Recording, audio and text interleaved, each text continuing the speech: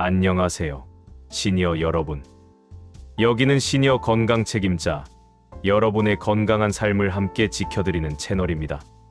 오늘은 50대 이후 가장 많이 겪는 질환 중 하나, 바로 고지혈증에 대해 깊게 알아보겠습니다.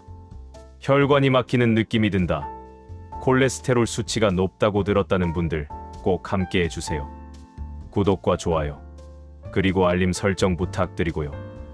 여러분의 작은 클릭 하나가 건강 콘텐츠를 계속 만드는데 큰 힘이 됩니다. 자, 그럼 본격적으로 고지혈증이 무엇인지부터 차근차근 알아보겠습니다. 고지혈증, 정확히 무엇일까요? 고지혈증은 우리 혈관 속의 중성지방과 LDL 콜레스테롤, 흔히 나쁜 콜레스테롤이라고 부르는 성분이 과하게 쌓인 상태를 말합니다. 문제는 이 병이 겉으로 전혀 티가 나지 않는다는 점이에요. 그래서 의학계에서는 고지혈증을 조용한 살인자라고 부릅니다. 여러분, 물 흐르는 수도관을 떠올려 보세요. 처음엔 깨끗하게 물이 잘 흐르죠. 그런데 시간이 지나면서 관 안쪽에 찌꺼기가 조금씩 붙기 시작합니다. 처음엔 아주 얇은 층이라 물이 흐르는데 지장이 없어요. 하지만 몇십 년이 지나면 그 찌꺼기가 점점 두꺼워지면서 관이 좁아지고 결국엔 물이 제대로 흐르지 못하게 됩니다. 우리 혈관도 똑같습니다.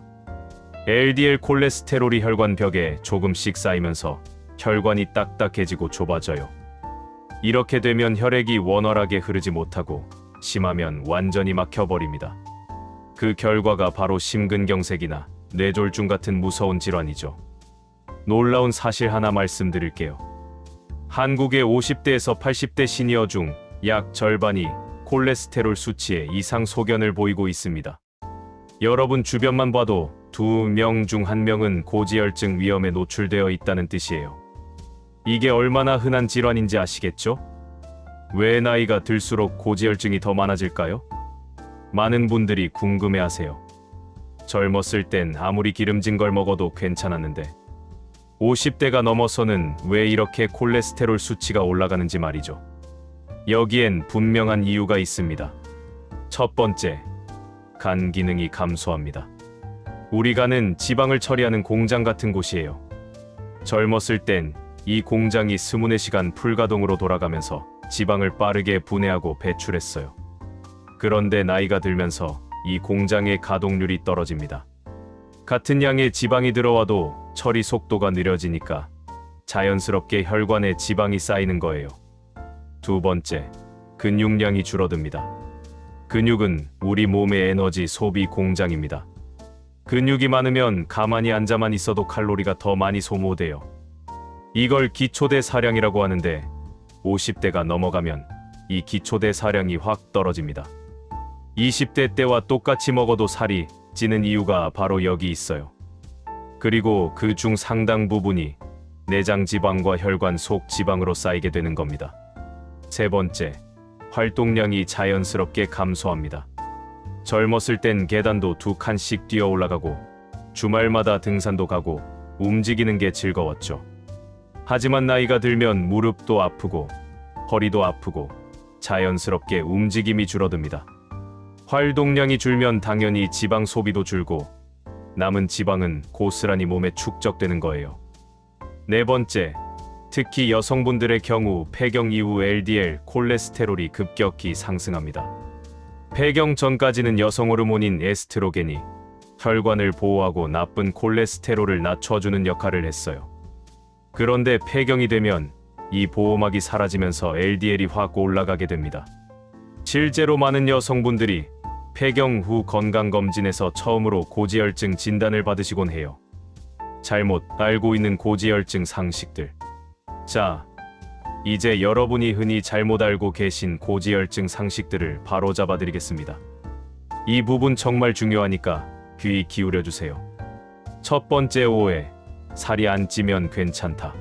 절대 아닙니다. 겉보기엔 날씬해 보여도 속은 지방 덩어리일 수 있어요. 이걸 마른 비만이라고 하는데 특히 시니어분들 중에 이런 경우가 정말 많습니다. 팔다리는 가늘어 보이는데 배만 나온 분들 많으시죠? 이게 바로 내장 지방이 많다는 신호예요. 내장 지방은 피하 지방보다 훨씬 위험합니다. 혈관으로 직접 지방을 방출하거든요. 실제로 체중계 숫자는 정상인데 배둘레가 남성 90cm, 여성 85cm가 넘는다면 복부 비만으로 분류됩니다.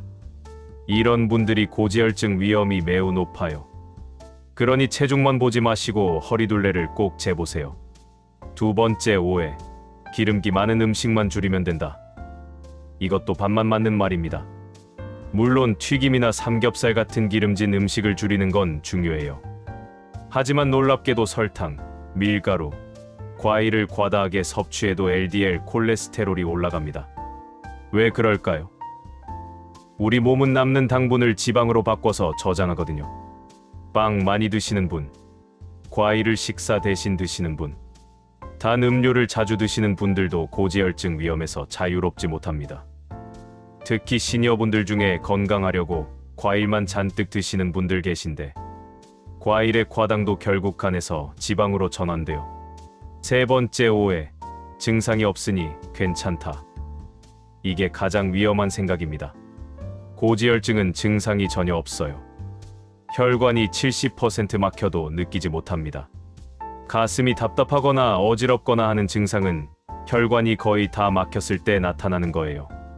그때는 이미 늦은 경우가 많습니다. 그래서 정기검진이 정말 중요합니다. 증상이 없다고 방심하지 마시고 1년에 한 번은 꼭 혈액검사를 받으세요. LDL 수치, 중성지방 수치를 확인하는 게 생명을 지키는 가장 확실한 방법입니다. 생활 속에서 고지혈증을 부르는 습관들. 그럼 우리 일상 속에서 어떤 습관들이 고지혈증을 불러오는지 구체적으로 살펴볼까요? 먼저 식습관입니다. 튀김류를 자주 드시나요? 돈가스, 치킨, 탕수육, 튀김만두 이런 것들이요. 한국 사람들이 정말 좋아하는 음식이지만 이런 음식들은 트랜스 지방과 포화 지방이 엄청나게 많습니다. 일주일에 2~3번 이상 드신다면 반드시 줄이셔야 해요. 가공육도 큰 문제입니다. 햄, 소시지, 베이컨 같은 것들이요. 간편하고 맛있어서 자주 드시는데 이런 가공육엔 나트륨과 포화 지방이 아주 많아요. 특히 아침에 햄 구워서 드시는 분들 많은데 이게 습관이 되면 콜레스테롤 수치가 계속 올라갑니다. 빵과 케이크도 조심해야 합니다. 빵 좋아하시는 시니어분들 정말 많으시죠?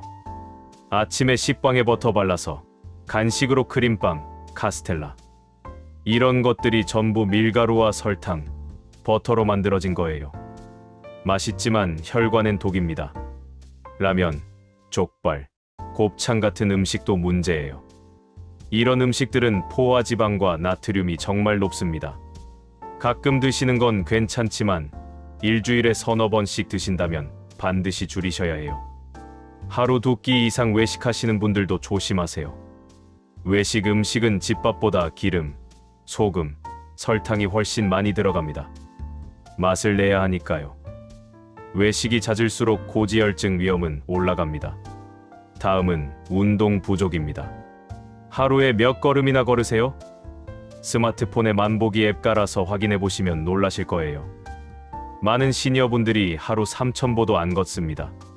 집에서 TV 보고 소파에 누워 있고 밖에 나가도 차 타고 이동하고 이러면 근육이 점점 줄어들어요.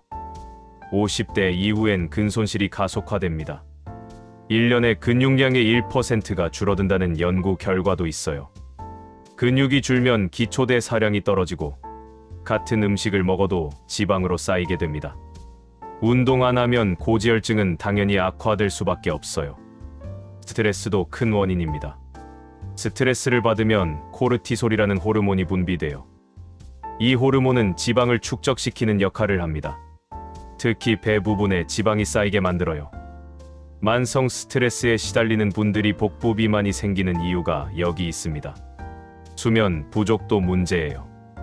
밤에 잠을 제대로 못 자면 식욕을 증가시키는 호르몬이 많이 나옵니다. 그래서 밤에 야식을 찾게 되고 다음 날도 피곤해서 단 음식을 찾게 돼요. 이게 반복되면 체중이 늘고 지방이 축적됩니다. 마지막으로 가족력입니다. 부모님 중 한 분만 고지혈증이 있어도 자녀의 발병 위험이 2배에서 3배 높아집니다. 유전적으로 지방을 잘 처리하지 못하는 체질이 있거든요. 부모님이 심혈관 질환으로 돌아가셨다면 본인도 반드시 정기 검진을 받으셔야 합니다. 고지혈증을 방치하면 어떤 일이 벌어질까요? 고지혈증을 그냥 두면 어떻게 될까요? 솔직히 말씀드려서 정말 무섭습니다. 첫 번째, 심근경색이 옵니다. 심장에 피를 공급하는 관상동맥이 100% 막히는 거예요. 갑자기 가슴을 짓누르는 통증이 오고 호흡이 곤란해지고 식은땀이 나고 그대로 쓰러집니다. 골든타임은 2시간입니다. 2시간 안에 병원에 가서 막힌 혈관을 뚫지 못하면 심장 근육이 죽어버려요. 그럼 심장이 제대로 뛰지 못하고 사망에 이를 수 있습니다. 두 번째, 협심증입니다. 혈관이 70% 이상 좁아진 상태예요. 심근경색처럼 완전히 막히진 않았지만 계단 오르거나 빨리 걸을 때 가슴이 조이고 답답한 증상이 나타납니다. 협심증이 있다는 건 언제든 심근경색으로 진행될 수 있다는 신호예요. 세 번째, 뇌졸중입니다. 뇌로 가는 혈관이 막히거나 터지는 거예요. 갑자기 한쪽 팔다리에 힘이 빠지고 말이 어눌해지고 시야가 흐려집니다. 뇌세포는 단 몇 분만 산소 공급이 끊겨도 죽어버려요. 그럼 반신불수, 언어장애 같은 후유증이 평생 남습니다. 네 번째, 지방간에서 간경변으로 진행됩니다. 혈액 속 지방이 많으면 간에도 지방이 쌓여요. 처음엔 단순 지방간이지만 오래 방치하면 간에 염증이 생기고 간세포가 딱딱하게 굳어지는 간경변으로 진행됩니다. 간경변은 되돌릴 수 없어요. 다섯 번째, 고혈압과 당뇨가 악화됩니다. 고지혈증, 고혈압, 당뇨는 삼형제예요. 하나가 생기면 나머지 둘도 따라옵니다. 이 세 가지가 함께 있으면 심혈관 질환 위험이 몇 배로 뛰어오릅니다. 혈관이 망가지는 과정을 다시 한번 쉽게 설명드릴게요. 깨끗한 물이 흐르는 수도관을 생각해 보세요. 이게 정상 혈관입니다. 그런데 기름과 찌꺼기가 조금씩 관 안쪽에 붙기 시작해요. 이게 바로 LDL 콜레스테롤이 쌓이는 과정이에요. 처음엔 아주 얇은 층이라 물이 잘 흐릅니다. 증상도 전혀 없어요. 하지만 몇 년, 몇십 년이 지나면서 그 층이 점점 두꺼워져요. 관이 좁아지기 시작하고 물의 흐름이 약해집니다. 이 단계에서도 아직 증상이 없을 수 있어요. 그러다 어느 순간 관이 거의 다 막혀버립니다. 물이 거의 흐르지 못해요. 이때 가슴이 답답하거나 숨이 찬 증상이 나타나기 시작합니다. 그리고 마지막, 관이 완전히 막혀버리면 물이 전혀 흐르지 못해요. 이게 바로 심근경색, 뇌경색입니다. 무섭죠?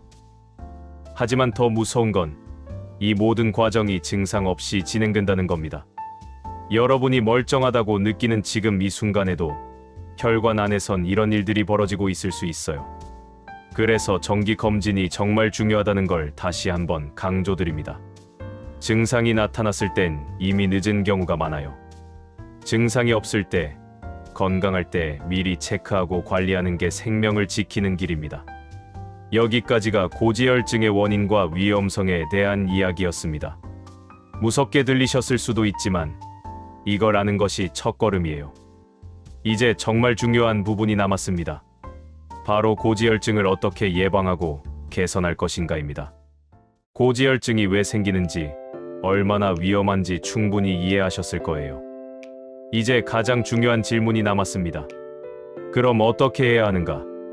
오늘 이 시간이 끝나고 여러분이 당장 실천할 수 있는 구체적인 방법들을 알려드리겠습니다. 식습관 개선, 이것이 가장 중요합니다. 고지혈증 관리에서 식습관은 50% 이상의 비중을 차지합니다. 약을 먹어도 식습관이 엉망이면 소용없어요. 반대로 식습관만 잘 관리해도 약 없이 수치를 정상으로 되돌릴 수 있습니다. 먼저 하루 3줄 법칙을 기억하세요. 기름 줄이고, 설탕 줄이고, 밀가루 줄이기. 이 3가지만 실천해도 3개월 안에 LDL 수치가 확 떨어집니다. 기름 줄이기는 튀김, 전, 부침개, 치킨 같은 것들을 줄이는 거예요. 일주일에 한 번으로 제한하세요. 삼겹살, 갈비 같은 것도 한 달에 한두 번 정도만 드시고 평소엔 살코기 위주로 드세요. 설탕 줄이기는 단 음료, 과자, 빵, 케이크를 줄이는 겁니다. 커피에 설탕 넣는 습관 있으시면 끊으세요. 탄산음료, 주스도 끊으시고요. 과일도 하루 한 번, 한 접시 정도로 제한하세요. 과일이 건강하다고 하루 종일 드시는 분들 계신데 과당도 결국 지방으로 바뀝니다. 밀가루 줄이기는 빵, 면, 과자를 줄이는 거예요. 아침에 식빵 드시는 분들 현미밥이나 잡곡밥으로 바꾸세요. 점심에 칼국수, 라면 드시는 분들 밥과 반찬으로 바꾸세요. 밀가루 음식은 혈당을 급격히 올리고 그 과정에서 중성지방이 생성됩니다. 그럼 뭘 먹어야 하냐고요? 콜레스테롤을 낮추는 음식들을 알려드릴게요. 첫 번째, 등푸른 생선입니다. 고등어, 꽁치, 삼치, 정어리 같은 생선들이요. 이 생선들엔 오메가3 지방산이 엄청나게 많아요. 오메가3는 혈액을 맑게 하고 중성지방을 낮추고 LDL을 줄이고 좋은 콜레스테롤인 HDL을 높입니다. 일주일에 3번 이상 드시면 정말 좋아요. 구워서 드셔도 좋고 조림으로 드셔도 좋습니다. 두 번째, 녹황색 채소입니다. 시금치, 브로콜리, 케일, 상추, 깨씹 이런 것들이요. 이런 채소들은 식이섬유가 풍부해요. 식이섬유는 장에서 콜레스테롤이 흡수되는 걸 막아줍니다. 그래서 혈중 콜레스테롤 수치가 자연스럽게 떨어져요. 매 끼니마다 채소 반찬을 2~3가지씩 드세요. 세 번째, 견과류입니다. 아몬드, 호두, 잣, 땅콩 이런 것들이요. 견과류엔 불포화 지방산이 많아서 나쁜 콜레스테롤을 낮추고 좋은 콜레스테롤을 높입니다. 하루 한 줌, 대략 30g 정도 드세요. 그 이상 드시면 칼로리가 높아서 오히려 살이 찔 수 있어요. 네 번째, 귀리와 보리입니다. 이 곡물들엔 베타글루칸이라는 성분이 들어 있어요. 베타글루칸은 콜레스테롤 흡수를 막고 배출을 도와줍니다. 아침에 귀리죽 드시거나 밥에 보리를 섞어서 드시면 정말 좋습니다. 다섯 번째, 올리브 오일과 아보카도입니다. 기름이 무조건 나쁜 건 아니에요. 좋은 기름도 있습니다. 올리브 오일과 아보카도엔 단일불포화 지방산이 많아서 심장 건강에 아주 좋아요. 샐러드에 올리브 오일 뿌려 드시고 아보카도는 하루 반 개 정도 드시면 적당합니다. 반대로 특히 피해야 할 음식들도 다시 한번 짚어드릴게요. 튀김은 정말 최악입니다. 치킨, 돈가스, 튀김만두, 탕수육 전부 고온에서 기름에 튀긴 음식이에요. 트랜스 지방이 엄청나게 많이 생성됩니다.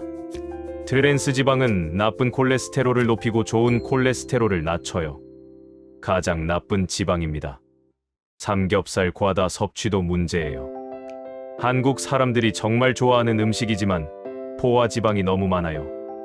일주일에 한 번 정도는 괜찮지만 그 이상은 피하세요.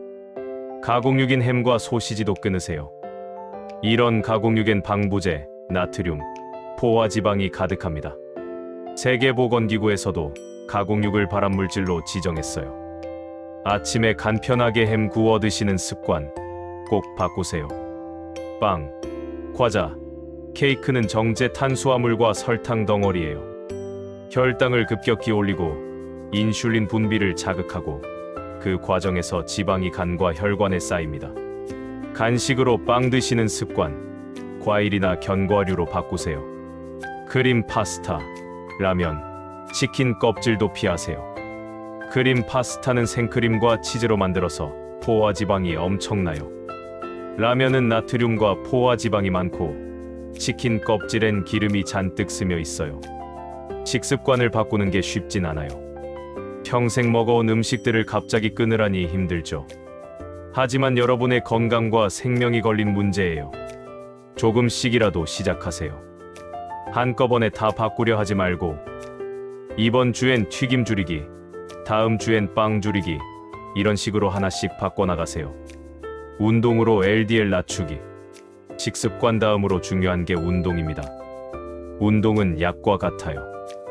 꾸준히 하면 LDL 수치가 확실히 떨어집니다. 가장 좋은 운동은 걷기입니다. 하루 30분만 걸어도 효과가 엄청나요. 단, 느릿느릿 산책하듯 걷는 건 효과가 적어요. 시속 4km에서 5km 속도로 빠르게 걸으셔야 해요. 옆 사람이랑 대화는 할 수 있지만 노래는 부를 수 없을 정도의 속도예요.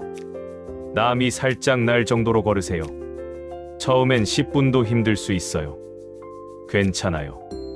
10분씩 3번 나눠서 걸어도 효과는 똑같습니다. 아침에 10분, 점심 먹고 10분, 저녁 먹고 10분 이렇게요. 익숙해지면 조금씩 시간을 늘려보세요.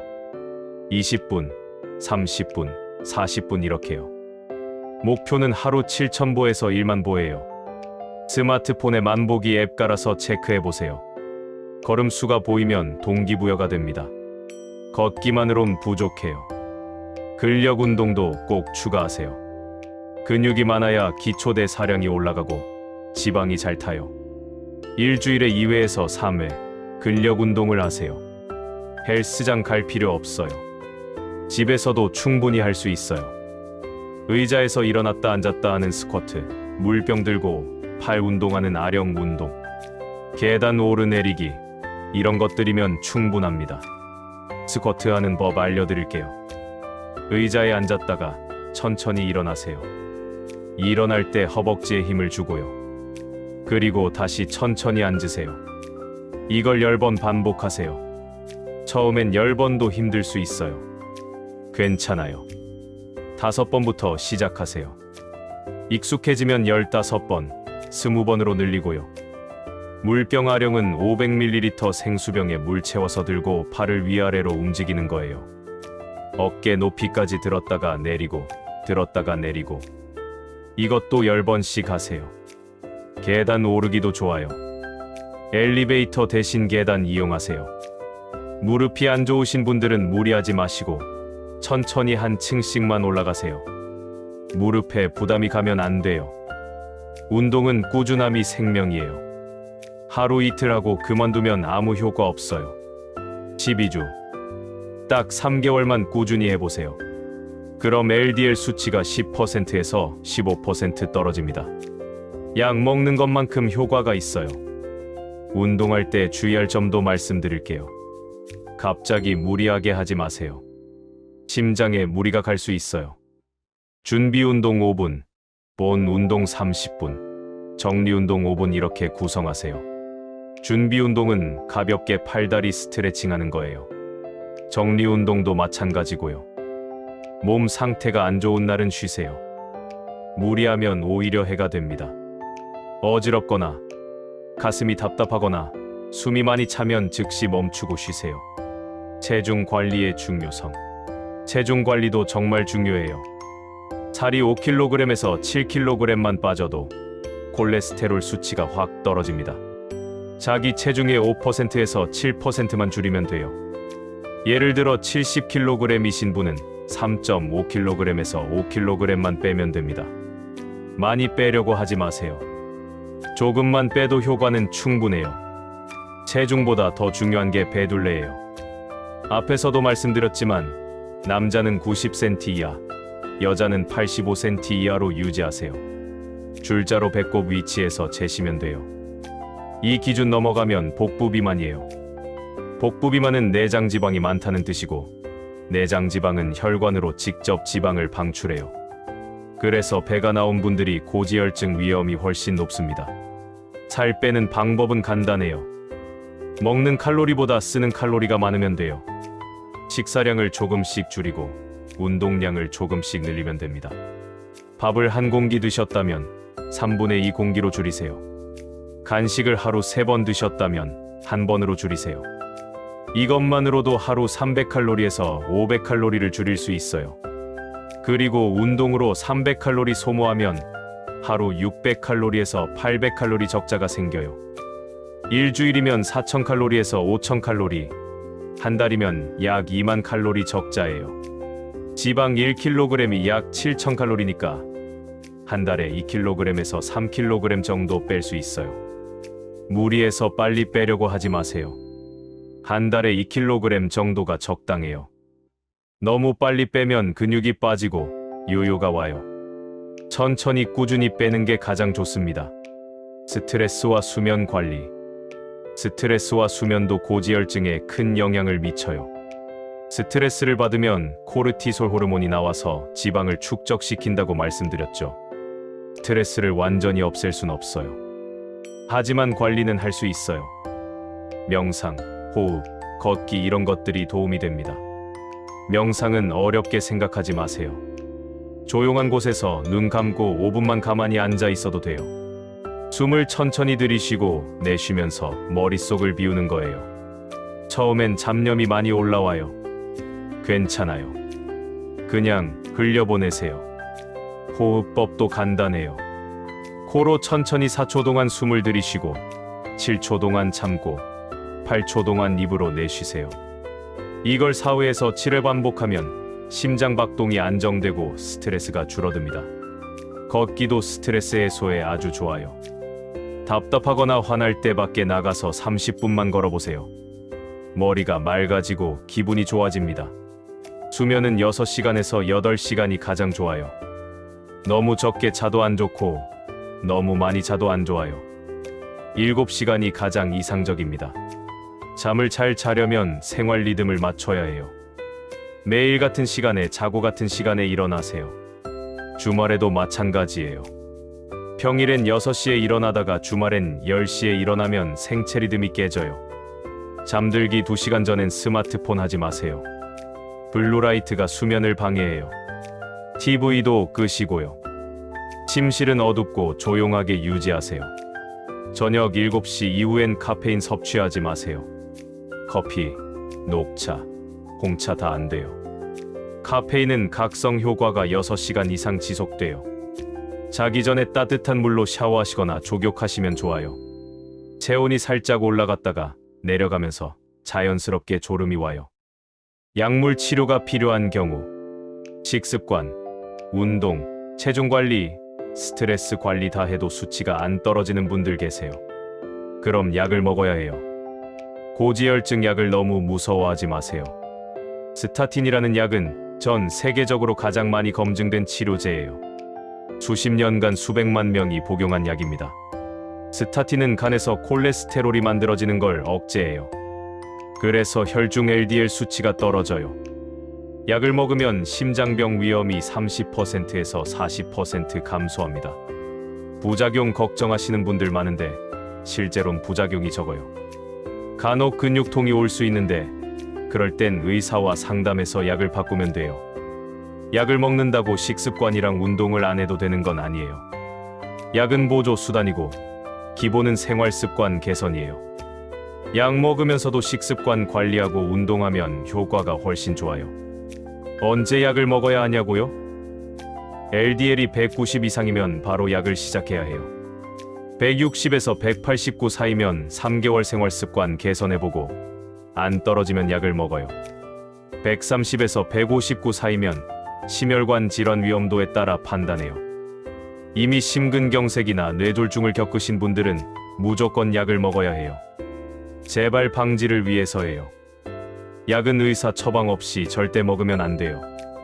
건강기능식품이랑 약은 달라요. 반드시 병원에서 검사받고 의사 처방받아서 드세요.